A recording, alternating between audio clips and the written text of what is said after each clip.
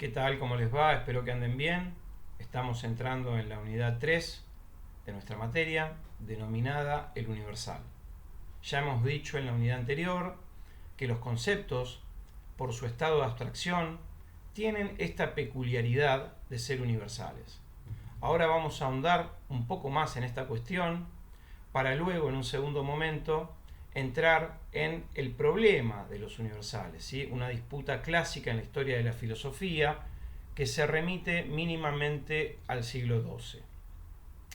Muy bien, entonces ustedes en los apuntes que tienen para leer de la unidad habrán encontrado una importante distinción entre universal lógico y universal metafísico.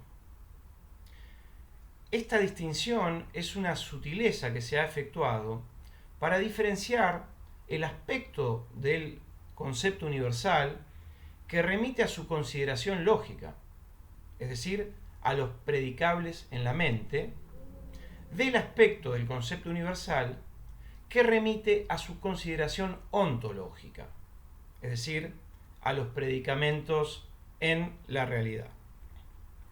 Me explayo un poquito más sobre este distingo para que quede más en claro, ¿sí? Por un lado, el universal lógico, dijimos, remite a los predicables, es decir, a los distintos modos en que un concepto se relaciona con otro en nuestra mente a través de la predicación. Esto es, atribuyendo un predicado a un sujeto en un juicio. El predicable atiende a la forma lógica del universal y se mueve en el terreno de las segundas intenciones, porque se trata del universal tal como existe en nuestra mente y no en la realidad. En efecto, en nuestra mente se descubren propiedades que la esencia abstraída adquiere según este nuevo modo de ser intencional, las cuales no pueden atribuirse a la cosa existente o al estado de cosas existentes que han sido denotados. Los universales lógicos o predicables son 5. Básicamente, el género, la especie, la diferencia específica, la propiedad y el accidente lógico. Esto después lo podemos ver con un poquito más de detalle. Ustedes en los apuntes van a tener incluso ejemplos de estas clasificaciones, ¿sí? Pero está más que claro que de las cosas existentes o del estado de cosas existentes no se puede decir que sean un género, una especie, ¿no? Una diferencia específica, una propiedad o un accidente lógico, sino que estas categorías, ¿sí?, se predican de los conceptos tal como existen en nuestra mente y no en un orden real extramental. Por otro lado, entonces, dijimos, tenemos el universal metafísico, que remite, en cambio, a los predicamentos, es decir, a los distintos modos de ser del ente en la realidad. Estos predicamentos también han sido llamados por Aristóteles categorías. En rigor de verdad, Aristóteles los llamó categorías y Boecio ha traducido esta palabra categorías al latín por predicamento. No es una buena traducción porque predicamento mienta predicado, ¿sí?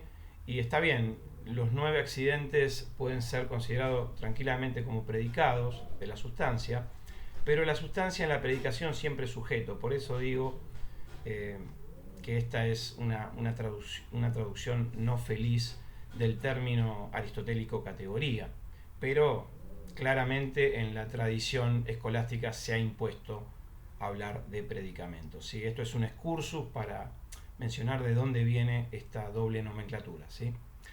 La cuestión es que entonces el universal metafísico, ¿sí?, remite a los predicamentos y designa el aspecto del concepto universal que apunta a su contenido real extramental donde tiene su origen.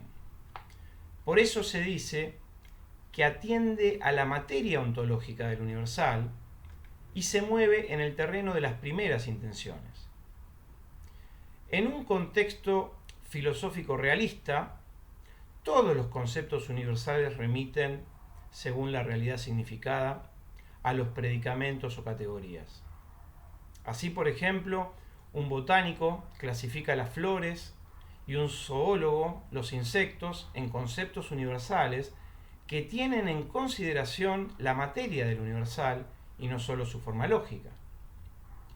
De este tipo de clasificaciones, la más amplia y abarcativa es la de los predicamentos aristotélicos, o categorías como ya hemos aclarado, las cuales son 10. ¿Cuáles son? Básicamente la sustancia, la cantidad, la cualidad, la relación, la ubicación, el tiempo, la situación, la disposición, la acción y la pasión.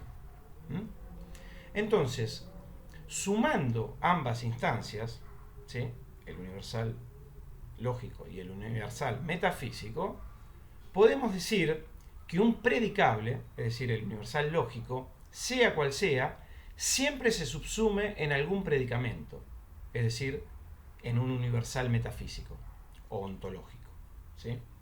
Insecto, por ejemplo, pertenece a sustancia. Cortar leña pertenece a acción. 10 kilos a cantidad. Rojo a cualidad, etc.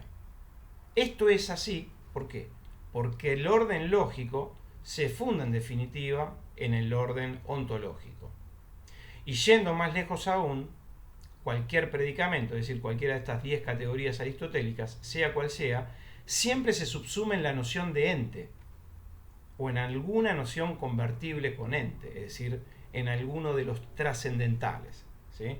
Como ustedes verán en los apuntes, los trascendentales, según Santo Tomás, son 6, ¿sí? Son 6 nociones que se convierten con la noción de ente. Uno, cosa, algo, verdadero, bueno y bello. En los apuntes está bien desarrollado la deducción de los trascendentales por parte de Santo Tomás y cómo es que ellos tienen esta convertibilidad con la noción de ente. Lo que podemos decir entonces es que el orden predicamental termina fundándose en última instancia en este orden trascendental.